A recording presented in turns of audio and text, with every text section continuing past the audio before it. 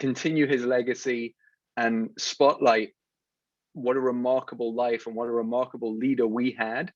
A life that was, in a sense, although Rabbi Sachs lived till 72, he was cut down in his prime as he was still at a prolific stage. Technically, he was retired as the chief rabbi, and these were meant to be his quietest twilight years. But if anything, after his retirement from the chief rabbinate in 2013, he went into overdrive, becoming a national and international leader of Am Yisrael. And so the opportunity to speak about him and to sort of help start to frame his legacy is a big honor for me, and also the one that I'm ill-equipped to offer, because Rabbi Sachs had so many Talmidim, especially in the British rabbinate, so many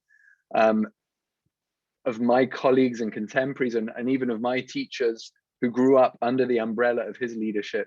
And so I can humbly offer sort of one take, one fragment of his impact and his scope, but hopefully can share some insights that are fresh and original and meaningful for you all this evening.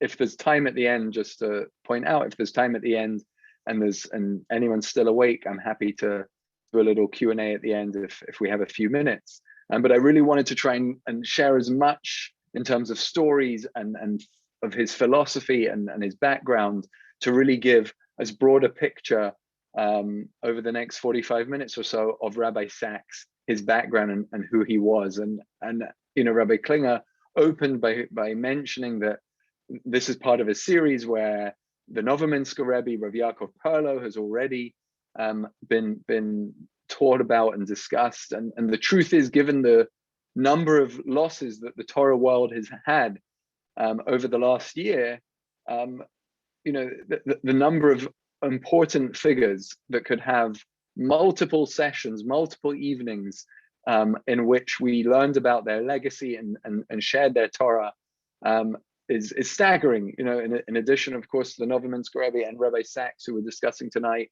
of course, one of the leaders, our leader of the American Modern Orthodox Rabbinate, Rabbi Norman Lamb, Rabbi Adin Steinsaltz. The Sephardi world was certainly orphaned in the passing of Rav Eliyahu Bakshi Doron. We lost Rav David Feinstein, Rav Zalman Nechemia Goldberg. The yeshiva world lost Rav Aaron Chodosh, who was the Mashgiach of the Mir, Rav Nachum Rabinovich, who was actually Rabbi Sachs's main Rebbe, Rav Gedalia Dov Schwartz, Rav Yehuda Herzl Henkin, and so on and so forth. No segment of the rabbinic world has been spared over the last year, and we're definitely an orphan generation, given just the magnitude of loss. I don't know, at least in my lifetime, of a period in which there were so many significant Torah leaders who passed away. You have to go back to the early and mid 90s when the Lubavitch Rebbe and Rav Soloveitchik, and before them, Rav Moshe Feinstein passed away. This is a generational defining time, and these losses will be strongly felt, certainly, for many years to come. But my task this evening is to share thoughts about Rabbi Sachs, his leadership, and the underlying principles that animated his thinking and his teaching. And as someone who grew up in London as a British Jew, I want to use my time to frame Rabbi Sachs for you in his native setting and to offer a perspective that might be a little bit less well known by the American Orthodox community. And I want to do that not just because it's interesting to sort of talk about a British rabbi as a British rabbi, but I think when we fully understand the context of Rabbi Sachs' rise as a rabbinic leader, it will bring his theology into clearer focus, but more importantly, it will bring his achievements onto a new level. It puts him in an even higher league, if that's possible. So Rabbi Sachs, if you heard him speak, if you're, and I know he was a scholar in residence on 2 occasions at the Young Israel of Scarsdale, and he was met with an overflowing crowd. If you'd been there on those 2 occasions or heard him speak when any one of the many other times when he has spoken publicly in shuls in the tri-state area or throughout the United States or in Israel or in the UK. You'd be forgiven for thinking that Rabbi Sacks was always destined to be the chief rabbi of the United Kingdom, that he was always destined to be a global ambassador for Judaism because of his heft, because of just how incredible he was as a public speaker, because of this malchus, this sort of majestic air that he carried, the aura with which he emanated such leadership and such power. You'd think this man must have been like this from the womb. In his public addresses, he was transcendent. He was electrifying. And among his many talents, and certainly the intellectual talents that he had, it was his stage and pulpit presence that was simply magnetic. When he was preaching, when he was in full flow at a stender, at a pulpit, I personally felt I was in the presence of a Navi B'Yisrael, that I was in the presence of a modern day biblical prophet. He would brilliantly weave Torah and literature and Western philosophy and the latest trends in psychology as well. And he had humor, and he could share stories, interactions with world leaders from across the spectrum, Israeli politicians and American politicians and European leaders that he'd met along the way. It was dazzling. It was dazzling. But the truth is that even though Rabbi Sacks filled that role of global ambassador of the Jewish people like perhaps no one else in our lifetimes, that he was destined to be that person was never the case. It was not inevitable at all. In fact, it was very much an unlikely achievement. And I'd like to share with you just the scope of how unlikely it was that Rabbi Jonathan Sacks, a young man from North London, ended up becoming the leader and thinker and Gadol B'Yisrael, in a sense, that he ultimately was. So the first issue that I want to frame for you is that Rabbi Sacks was a self-made man. And I mean this in the following way. Rabbi Sacks went to a school not called the Hasmonean High School, which is the main Orthodox school in Northwest London that I went to. He didn't go to a school like MTA or Ramaz or Frisch or SAR or any of or Westchester Hebrew High School. He went to a high school called Christ College. He went to a important leading Christian day school in North London. He grew up in a typical United Synagogue family. When I say United Synagogue is a synagogue body under the umbrella of the Office of the Chief Rabbi in the United Kingdom. It's somewhat similar to the Orthodox Union. But when we talk about the United Synagogue in the UK, or when we describe someone as being from a United Synagogue family, it means that they are a traditional Jew. It means they affiliate their sort of denominational affiliation is Orthodox. But in terms of their practice, they might not be halakhically observant, and more often than not, they don't have a Jewish education. More often than not, they're educated in non-Jewish schools. But it's not uncommon for traditional Jews in the UK and even Shomer Shabbos Jews in the UK to send their children to non-Jewish schools, which is much less common, although certainly happens, but less common in the modern Orthodox community in the United States. But he grew up in one of these United Synagogue families, traditional, affiliated, but not steeped in Torah learning, not necessarily halachically aware or with a rich Jewish education. In his speeches and in his writings, he often mentions his father. But when he mentions his father as a role model for him, as a Jewish role model, he's more often than not talking about his father's emunah pshuta, his faith, and that he was a steadfast, regular member of his local shul, and that he would sometimes, in the early days, go knocking door to door to ensure that they could get people to have a minyan. But he also mentions that the fact that his father carried his talis to shul on Shabbos, which might not seem unusual to me and you, sitting in in suburban New York. But in those days in North London, when his father carried his talis to shul, that was before London had an Eruv. And this wasn't from his father acting in any sort of defiant way or laziness, chas v'shalom. It was simply not where that community was, from a place of a lack of knowledge, simply put. And so Rabbi Sachs didn't go to a yeshiva after high school. He didn't spend a gap year in Israel. He didn't have Rebbeim as a teenager who were influential in his development. He came from a more simple Jewish background than that. And in that sense, he was very much a self-made man. It's just staggering to think that he could go on to be the leading spokesman, someone deeply rooted in Torah and widely read in Gemara and Halacha and Hashkafa and Chassidut and so many areas of Torah. But that wasn't his childhood. This was in sharp contrast to Rabbi Sachs' predecessor as the chief rabbi, Lord Emanuel Jacobowitz, who was, from the great families of European yeshiva world, and Rabbi Ephraim Mervis, who succeeded Rabbi Sachs, who was a Talmud of KBY, Karen B'Yavneh, and Yeshivat Har Etzion, the Gush, where I studied. Both Lord Jacobowitz and Rabbi Mervis had traditional yeshiva educations and came from families who had traditional yeshiva educations. But Rabbi Sachs did not. And in that sense, although we might be tempted to pair Rabbi Sachs with someone like Rabbi Lamb in the American setting as leading spokespeople for modern Orthodoxy, he's actually has more in common with someone like Rabbi Steinsaltz, Zecher Tzadik Livracha, who came from a Chiloni Israeli family initially, but is French, and his father was a committed communist who'd fought in the Spanish Civil War for the partisans. So Rabbi Sachs, that's sort of the home and the community he came from, and his intellectual gifts.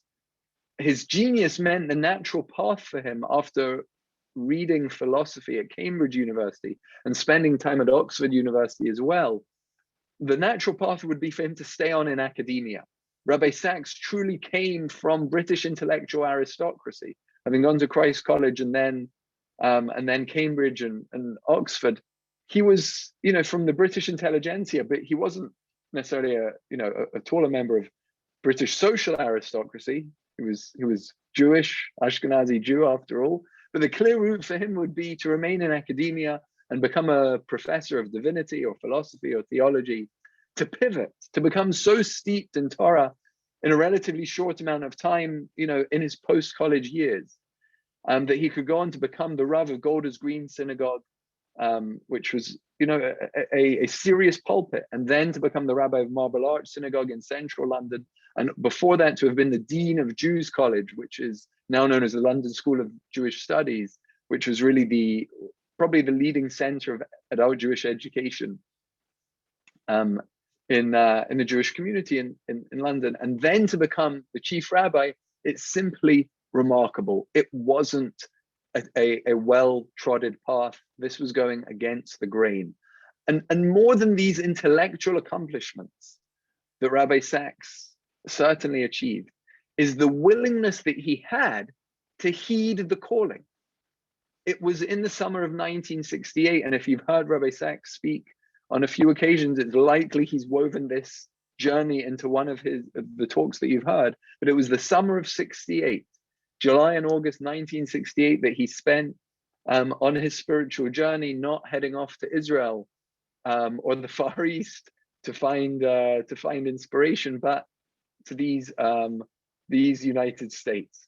He traveled here and seeking out the great rabbis of the time for guidance, for answers to his burning questions as a philosophy student. And it was particularly two encounters, one with Rav Soloveitchik at YU, and the other with the Lubavitcher Rebbe at 770, that gave him the sense of calling and the chizuk that he needed, that he felt he had no option other than to pursue a career in the rabbinate. He would later say that Rabbi Soloveitchik taught me how to think, and the Rebbe taught me how to lead. fast forward nearly 40 years after that summer of 1968, I remember having a yechidus, as it were, with Rabbi Sachs in his home. As a college student at the time, someone thinking about pursuing a rabbinic career, I got in touch with Rabbi Sachs, and Rabbi Sachs was, although he was, busy with issues of national importance, when it came to fostering young rabbinic talent in the UK, anyone who was considering smicha, he would make himself completely available to them. And he was very generous with his time, and he invited me to his home. And his home wasn't just the Sachs family home; it was the official residence of the chief rabbi in St. John's Wood in London. If that sounds formal, it's because it was. The official residence of the chief rabbi functions like like the residence of an ambassador. It was a place where dignitaries were entertained and where British Jewry sort of had its headquarters. And I was torn personally at the time about whether to become a rabbi. And if I was to become a rabbi, instead of going in the government and law path that I was studying towards, where should I be learning for smicha? Should I go back to Israel to study in yeshiva where I'd been previously, or should I come to Yeshiva University in New York? And for me, I thought the stakes of that decision were extremely high. There was a fork in the road. I didn't know what to do.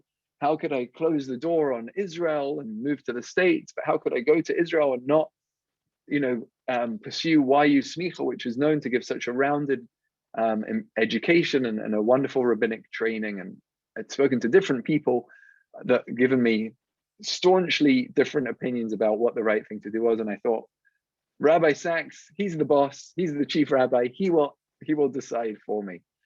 And I remember vividly Rabbi Sachs not answering the question, not giving me the answer, but instead saying to me that I have to approach this issue like a sat nav, like GPS.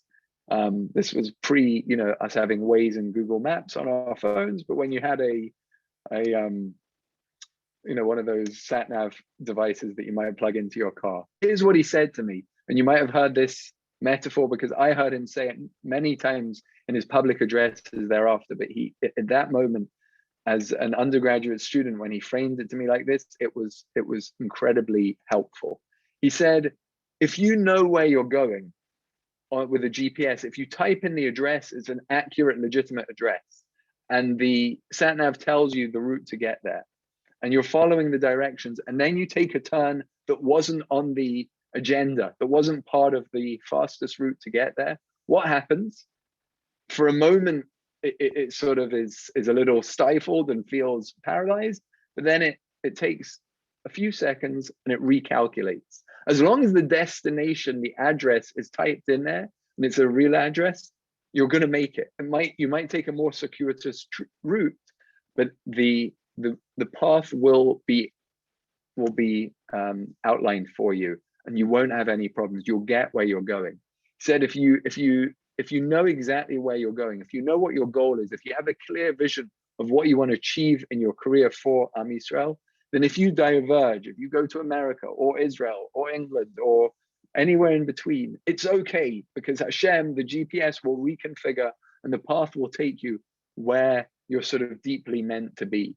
But you need to have a firm grip on where you're going to navigate the extra journeys and paths along the way. And I think that's a beautiful metaphor, not just for someone making career decisions, but for any of us sort of faced with a fork in the road about what to do, where to live, who to marry, what job to accept, or how to invest one's time or one's resources for the betterment of the community, whatever it might be. That metaphor of the GPS, I think, is very helpful and very very true.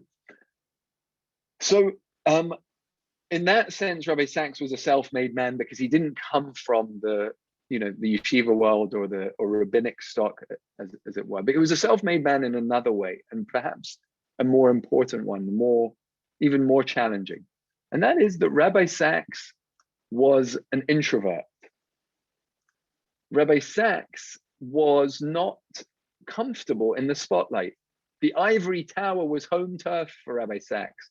He was shy by nature. He wasn't a schmoozer. He wasn't even comfortable. Get this, he wasn't comfortable with public speaking. as a teen, as a young adult, as a college student, and even soon after. He wasn't someone who thrived in the pulpit. I remember when I was the OUJLIC rabbi at NYU, and Rabbi Sachs was a visiting professor there. After he retired as chief rabbi, he spent 5 years part-time in New York, splitting his role between Yeshiva University and New York University. And I got to spend a tremendous amount of time during my last 2 years on campus, which were his first 2 years in the States, as sort of his aide downtown. He had a handler up at YU, and I sort of assisted him in some of his projects, and even just walking him from event to event. And I remember once when I was escorting him between some of his public lectures, I asked him, and I said, Rabbi Sachs, you're my role model when it comes to public speaking. You're like, the most sought after orator in the Jewish world. Who've been your influences? Who did you model yourself after? Who did you read? What's the science behind your artistry? And he told me that he didn't have any. In fact, he struggled with it at the beginning. That when he was in his first pulpit in Golders Green, he delivered dry, formal sermons that put his congregants to sleep. And after a while, he decided he's got to stop with the speeches. And he stepped away from the pulpit, and he would walk around the sanctuary. He would sometimes stand on the bima or go from the bima to the amud and back and forth. And he would just throw out questions on the parsha. He would hear the response from a congregant. He would ask a follow-up question, and he would sort of engage in dialogue. And that experience of being in conversation about the parsha with his balabatim, that Q&A vibe, helped him open up and helped him realize that from the pulpit he could be engaging and dynamic and pique people's interests. It didn't come naturally to him. On another occasion at NYU, I would give a weekly shiur on a Tuesday night to students, and we scheduled Rabbi Sachs to give that shiur in my place one Tuesday night. The students, they dealt with their misery. They were okay to handle Rabbi Sachs giving the shiur one week. I would usually attract maybe at best 20 students to the shiur. That night, there were at least 220 students, maybe more. We had to move it from the room I usually taught in to a larger auditorium to fit all the students. And I noticed that as he was beginning speaking, a number of non-Jewish students were filling the lecture hall, in addition to the Orthodox community at NYU and even non-Orthodox students who were excited to hear him speak. And during the Q&A after he gave his Torah, a student leader from the Islamic Center at NYU asked a question about interfaith dialogue and how he approached Jewish-Muslim relations and the importance of interfaith dialogue. And the truth is, I can't remember how Rabbi Sachs answered the question specifically.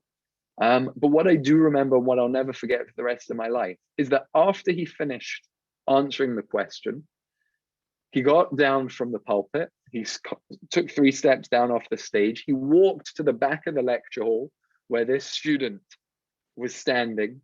He brought the microphone with him, and he said to him, to his face, really like right next to him, I want to thank you for being a leader, for volunteering your time in the Muslim community on campus. And I want you to know that Jewish-Muslim relations are so important to me that we're in this together. And then Rabbi Sachs gave this student a bear hug. He grasped him with both arms in a very enthusiastic, warm embrace. If you had told someone who knew Rabbi Sachs in the 1960s or the 70s or the 80s, or even in the 1990s, in the early years of his chief rabbinate, in 2018, 2017, or he would be hugging college students on American college campuses. They would have thought that you'd lost your marbles. This charisma, this camaraderie, wasn't just something that he leaned into upon retirement post his chief rabbinate, but it was something he grew into as a chief rabbi, because he realized that's what the people wanted, that's what the people needed. but he felt a very strong sense of calling and responsibility to the Jewish community, and so he was going to do whatever was needed to be that person for them. Another memory I have of this is towards the end of my high school years. It was February 2001. We had a Bnei Akiva Shabbaton. I was a senior in high school, I remember, and we had it was called National Weekend. It was a Shabbaton for every high schooler that wanted to come, every Jewish high schooler in the United Kingdom under the auspices of Bnei Akiva.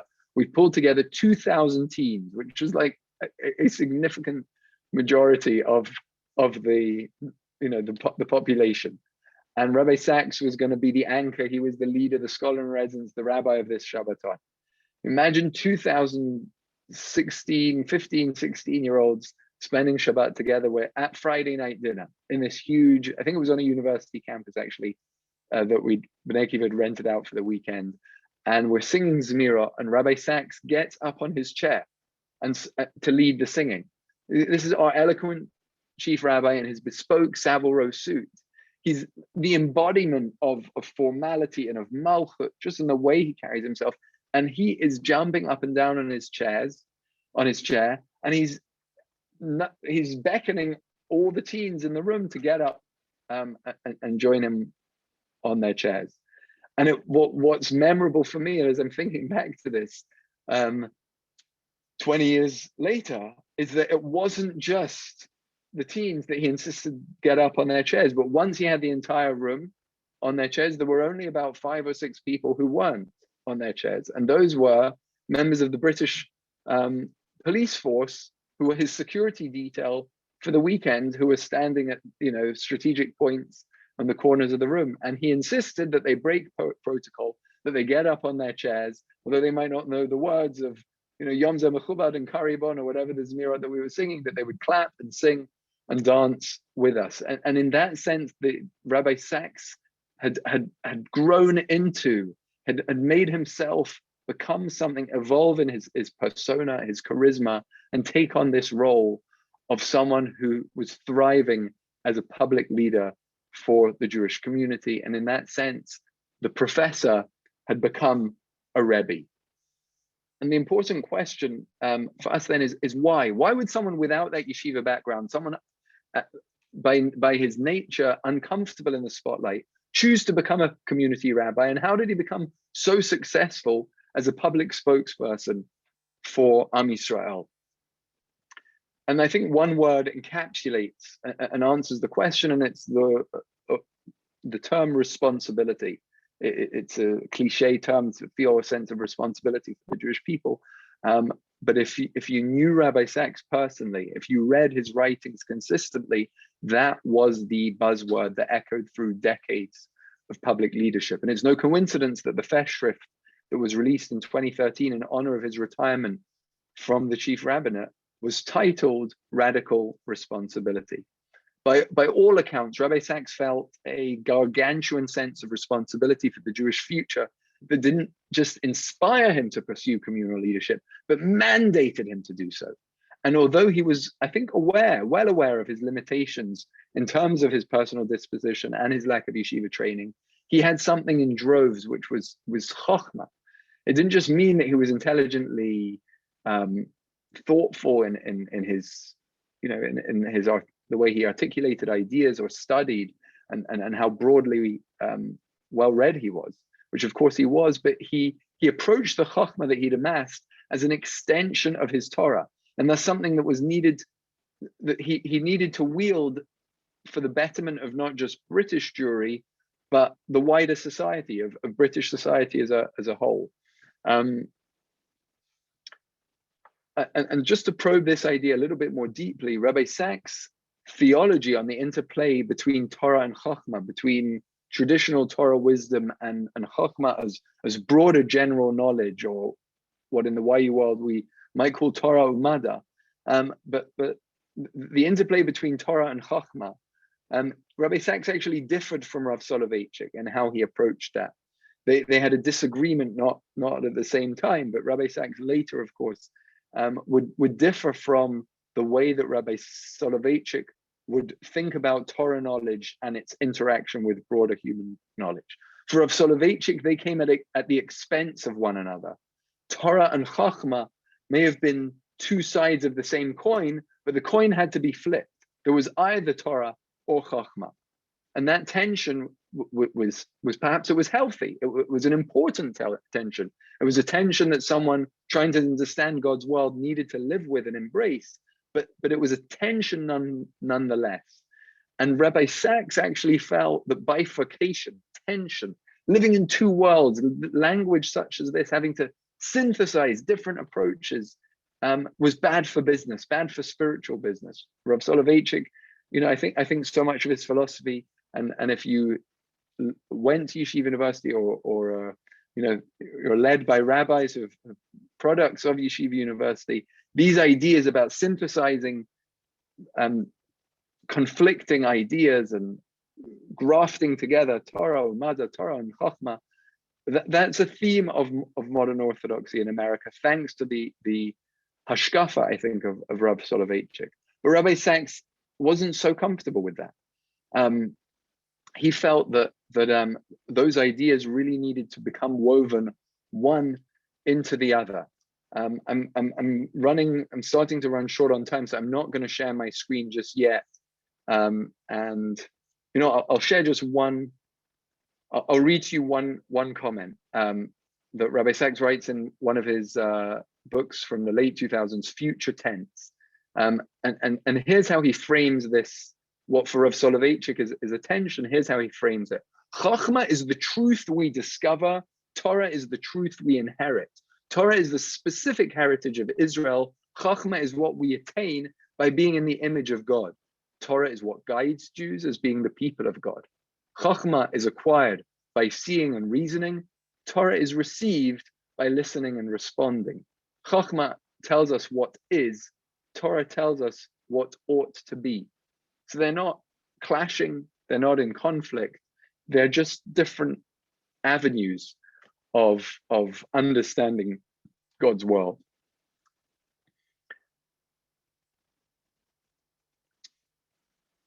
So how did the legacy of Rabbi Sachs that I've been mentioning a lot about, being a public spokesman, being an ambassador for the Jewish people, and that certainly intensified in the United States over the last decade. But in the UK, that was something that was an essential and inherent part of his chief rabbinate. In fact, it might have been the best thing of his chief rabbinate. He was, for the British Jewry, he was our public figurehead externally. He had relationships with the royal family. He had relationships with prime ministers. And when there was something in the news that needed a moral voice, the evening news, their knee-jerk reaction would be to call the office of the chief rabbi and see if they could get Rabbi Sachs on that evening. So the next question I want to sort of unpack with you is, how did he get his access? How did he become that personal confidant of 4 prime ministers and the upper leading members of the royal family? You don't just get that because you're eloquent, because you can speak beautifully about issues to do with tradition and faith. And the springboard to that was the tragic murder of a 2-year-old boy called Jamie Bulger. Jamie Bulger was killed in February 1993. This is, at the time Rabbi Sachs had been the chief rabbi for a year and a half. Jamie Bulger grew up in Northern England, in Liverpool, where the Beatles are from, in the sort of projects in Northern Liverpool. His mother took him to the mall. They were shopping, and 2 10-year-old boys walked off with him while his mother was distracted, and ultimately spent the day with him, took advantage of him in a number of graphic and despicable ways, and then tied him to the train tracks nearby later that day and stoned him to death. And it was a tragedy, a murder that rocked the UK. There was wall-to-wall coverage on the TV networks and newspapers about this, and essentially there were 2 sides to the battle. One was saying, what filth, what disgusting, look how despicable the lower echelons of British society are. this is a just a horrible example of a mother who's not looking after her kid, or just and the kids who killed him were their parents, and there was just blame flying around left, right, and center, and it was just one of these wake-up moments that sort of made the country start to feel, we need to think about what's going on here. And some would discuss it in the media, that they were so obsessed with this and not giving the families privacy. It was just a horrible time, those days and weeks after this gruesome murder. And Britain needed a voice to be able to give a path forward of what this could mean. And so a few months later, Rabbi Sachs penned an op-ed in the Times of London, perhaps the leading centrist paper, and the opinion pages of the Times of London, sort of, in a certain sense, at least used to carry the moral voice of the United Kingdom. And here's what Rabbi Sachs, again, I'm not going to have time to read it. I can post a link in the chat for some further reading afterwards. It's a beautiful op-ed. But what happened the following morning, after that afternoon, when the newspapers were published, John Major, the Prime Minister at the time, opens his newspaper and reads this op-ed, and his jaw drops to the floor, and he says, we have our guy. We have someone who can put into words what an ethical, moral voice. Essentially, the main thrust of Rabbi Sachs's op-ed was that, kind of the same way that Chazal talk about the Eglah Arufa, that we can't blame the parents on either side, or the media, etc. We need to be looking at the moral fabric of British society, how we've created a culture that allows this to happen by mocking and having no regard for, no respect for the elderly, and no sense of discipline in our schools, etc., etc. And it was a clarion call for a restore to order. And John Major invited Rabbi Sachs to 10 Downing Street, to the residence of the Prime Minister, and together they basically came up with a plan of how the Prime Minister could, the language that he should be using to help lift Britain out of this crisis. And they developed a relationship that carried on until 1997, where Rabbi Sachs, became sort of a moral voice and ethical instructor for John Major. And when Tony Blair was elected in 1997, John Major handed him off, so to speak, to Tony Blair, followed by Tony Blair's successor, Gordon Brown, whom Rabbi Sachs and Gordon Brown had a particularly close relationship. They were really similar in terms of their personality. Gordon Brown was much more professorial and somewhat more of an introvert than Tony Blair, and they got on really well. And then David Cameron, who succeeded Gordon Brown, Rabbi Sachs had a weekly chavrusa on the parsha with David Cameron. They would talk through what was going on in that parsha. Rabbi Sachs would frame some of the lessons that he could share from it and ideas that he could offer the Prime Minister for his leadership and for some of his speeches. But it wasn't just elected officials who turned to him. He was close with members of the royal family too. And following the death of Princess Diana, the tragic death of Princess Diana in 1996, when Prince William and Prince Harry were mourning and were lost, and with all the fracture in their family, which we've has come to the fore again in recent weeks. The archbishops of Canterbury and all the various bishops that sort of stand at the beck and call of the royal family were introduced to William and Harry, young boys, I believe, of maybe 1996. They must have been 14 and 11 at the time, and none of these bishops could give them the chizuk that they needed in their moment of need. And so someone in the royal family said, let's call the rabbi. And they brought in Rabbi Sachs, and there's no record of this. I know it not from Rabbi Sachs, but from someone who used to work for him. And the pastoral care that he gave William and Harry in those days gave them the chizuk that they needed, and also gave Rabbi Sachs a sort of a seat at the table, and British Jewry too a certain sense of kavod from the royal family. But it's important for me to note that the royal family and the prime ministers and so many political leaders in the UK loved Rabbi Sachs, because he had the audacity and the gravitas to say things that they wanted to say, but didn't have the courage or the oomph to pull off, especially when it came to issues which during the 90s and early 2000s, Britain was really struggling with regards to the sacredness of the family unit and the notion of marriage and the notion of private faith in the public sphere, and the importance of a sort of traditional education. When Rabbi Sachs spoke, be it on the evening news or on the BBC, the country listened. And he wasn't speaking from a Jewish perspective per se. His op-eds and news appearances never really quoted from Tanakh or from Chazal.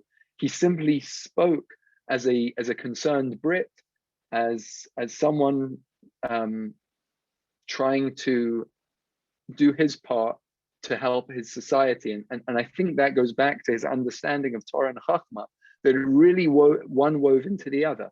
And as a religious leader, he felt an imperative not to talk politics. He never backed a political candidate, but he got involved in the public sphere because of his, because that was for him what it meant to be a Torah leader. And he ultimately became the leading religious voice in Britain, regardless of faith. A short Torah on that point of this radical responsibility that fueled Rabbi Sachs's entire adult life brings me back to a Shabbaton of January 2002.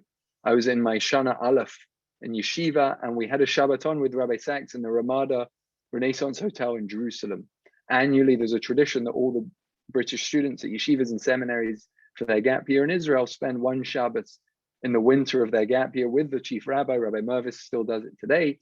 And it's a great ruach, great gathering. And that Shabbat made a huge impression on me and planted the seed, I think, that led me to want to become a rabbi a few years later. And I can really picture that scene right now. 19 years on, me and my friends are sitting on the floor of the ballroom of the Renada Hotel. As Rabbi Sachs stands in the middle, there's hundreds of us sitting on the floor in the concentric circles around him. And Rabbi Sachs was Parshat Shmot, and Rabbi Sachs is charging us to take responsibility for the Jewish community while we're at university in the years after our gap year, that we shouldn't just view them as years focused on our development, on our professional and personal exploration, but they should be years where we're giving back to our community. And the pasuk says that when Moshe came out of Paro's palace, and that he saw a Jew and a Mitzri fighting, that Vayifen kovacho, that Moshe looked this way and that, he turned this way and that. Vayarki and Ish, he saw that there was no one there. He saw there was no Ish there. Vayachet haMitzri v'minehu b'chol. He struck the Egyptian and he buried him in the sand. He was faced with that sort of dilemma. Am I a product of Pharaoh's palace? Are these my people, or I'm a Jew and am I going to stand by my people? Which side am I going to take? And in that moment, he chose Bnei Israel, and that Ish. So Rabbi Sachs asks, what does it mean, Vayarki ein Ish? That he saw that there was no one there. He's outside Pharaoh's palace. This is the center of a bustling metropolis in Cairo. This is not, this isn't some remote Scottish palace in some Scottish castle in the Highlands. This is the center of civilization at the time. What does it mean, Vayarki ein Ish? It means Vayarki ein Ish in the same way, B'makom she'ein anashim hishtadel li'o ish. That when there's no person there, no one else is going to take responsibility, no one who's going to save this Jew, and no one who's going to take retribution for an Egyptian being killed. In both directions, there were no leaders. And so Moshe seized that moment and strove to be a leader. And he injected us with that sense of responsibility of living for more than just ourselves and our families, but living for the Jewish people and even for society as a whole. Um, I want to try and not take more than 5 more minutes. So I'll just share one further element of Rabbi Sachs's thought. And this is going to sound ridiculous, but I think it's a central part of Rabbi Sachs's legacy, especially in understanding him as a mashpia on the broader society, as someone who impacted the broader community around him. Rabbi Sachs was extremely and unapologetically pro-Jewish. He was unabashedly proud of being a public Jew. He insisted that being part of the upper echelons of society, contributing it, forming it, did not mean blending in, did not mean assimilating or following any norms of the world, of the society that he had a shape in leading. Lehefech, it meant blending out, standing out. His ascent never asked him to compromise on halacha, nor would he. I'll share a small example and a significant example. I remember there was one story where he was asked he was invited to a state banquet. Please close the door. He was sorry, my son is staying up past his bedtime. He was invited to a state banquet at Buckingham Palace, and they were in some sort of hallway chamber, and he was asked to give a bracha on the food that was in the other room where the table was set. And there's a halacha that you can't make a bracha on food that isn't in front of you.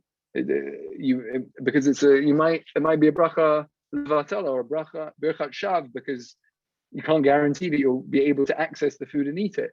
And he saw there was a sort of decorative vase with grapes like sort of cascading off of it. And so he took one of these grapes off and he said a bore pri ha'etz, and he explained to everyone why he was doing that.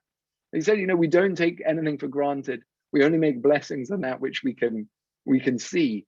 As a beautiful example of perhaps any immortal rabbi would just say, okay, the time calls for I make a kiddush or whatever, even though we're going into the food's in another part of the room.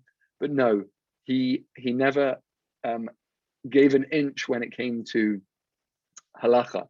A more significant situation where this became sort of talked about quite a bit in the Jewish community was the funeral of Princess Diana, which I'd mentioned before. Rabbi Sachs did not attend the funeral of Princess Diana, which was a semi-state affair, attended by every other public figure in British politics, government, religious life, etc., which was watched by 50% of the nation, and watched by 2.5 billion people on television. I think at the time, the highest viewership for any event on TV. This was in 1996. Why didn't he go?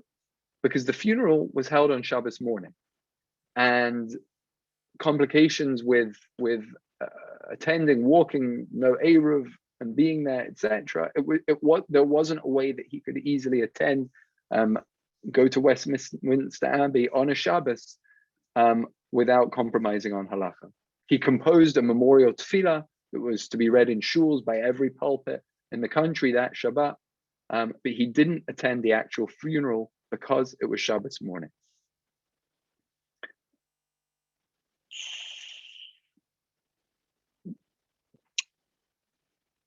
And just to sort of share one phrase that I can hear Rabbi Sachs saying, and I may have heard it him say it in a dozen different settings, and if anything, maybe if I had to distill one sentence that would be his mantra, and that puts into focus just how proud he was of Yiddishkeit, how much he loved his Yiddishkeit. When you'd hear him sing, if you'd be in shul with him when he davened, he belted out parts of Psukei de Zimra.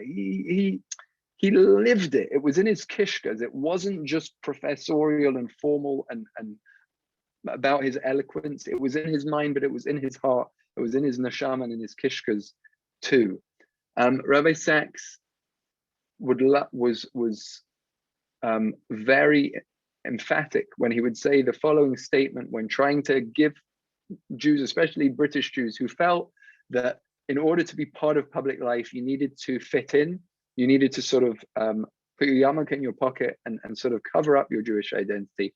tuck your Magen David necklace into your shirt. Rabbi Sachs would have none of that. And the way he'd frame it is as follows: non-Jews are comfortable with Jews who are comfortable with their Judaism. Non-Jews are made uncomfortable by Jews who are uncomfortable with their Judaism. This was his idea that resonated so deeply for me. The way that you can be a most productive member, not of the Jewish community, of wider society, is by being a productive member of the Jewish people. And for British Jews, a minority who didn't enjoy and still don't enjoy the same status as the Jewish community in the United States do, of really being the sort of as much a part of American society as anyone else. This idea single-handedly inspired so many individuals and families to be more comfortable in their own skin as Jews. And so he advocated for the Jewish community in the public sphere, not just when it came to mitzvot that were under threat, like shechita and mila, and certainly when it came to anti-Israel and anti-Semitic sentiments on campus or in the media. But he lobbied for proud Judaism within the community, which was really a chiddush for British Jewry, and I think is part of the reason why he resonated so much even beyond the United Kingdom. And just to conclude with one recollection that I remember we once had the zechut to host him at our Shabbos table, at Shabbos lunch, and we benched out loud. Me and my wife and my children and the students that joined us with Rabbi Sachs. And he told me, and all of us at the table, he said that he made an agreement with Lady Sachs, with Elaine, his wife. She should live and be well. When they were elevated to the position of chief, when he was elevated to the position of chief rabbi, they made an agreement as a family that no matter who would be at their table, and they knew they were going to be hosting prime ministers and presidents and archbishops and major philanthropists and so on and so forth, no matter who they were hosting for dinner, who they were having for a formal dinner party, they would always sing benching out loud, from Shir HaMalach all the way to Yiru at the end. And he said that once after a meal hosting Ed Miliband for Friday night dinner, who was the leader of the Labour Party from 2010 to 2015, and he was narrowly missed out on becoming the prime minister. Jeremy Corbyn actually took over from him, unfortunately, as the leader of the Labour Party. Ed Miliband was Jewish. He'd grown up completely secular, and he took Rabbi Sachs aside into the hallway of Rabbi Sachs' home after benching at that Friday night dinner, and he told him with tears streaming down his cheeks, he said, "If my parents had simply sung grace after meals the way that you did with your children and my family tonight, we would be committed Jews today." Thank you for listening and for indulging me to share these memories of Rabbi Sachs, Zichrono Livracha. And for anyone who's interested in staying behind, I'm happy to answer any questions you may have.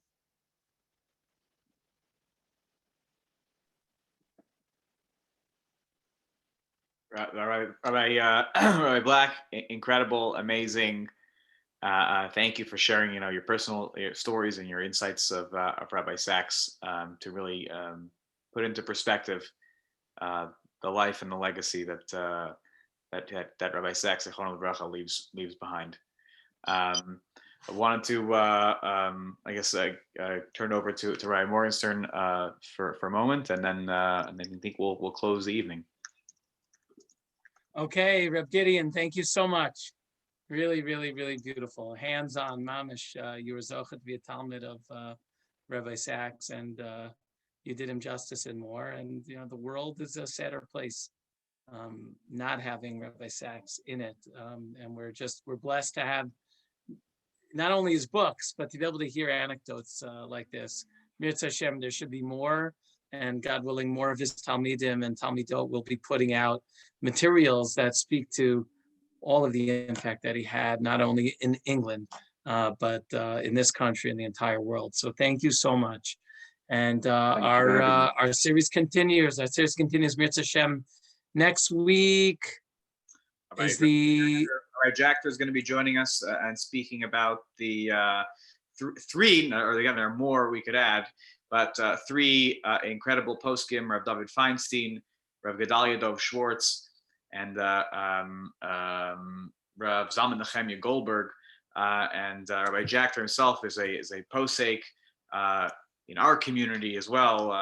And so please join us next week. It'll be a very interesting talk to get a good sense of those three amazing individuals. And at the beginning, actually, our CSS will be sharing a few words, because one of those three rabbis, Gedalia Dov Schwartz, was instrumental in the CSS and the security movement that emerged over the last, 10, 15 years.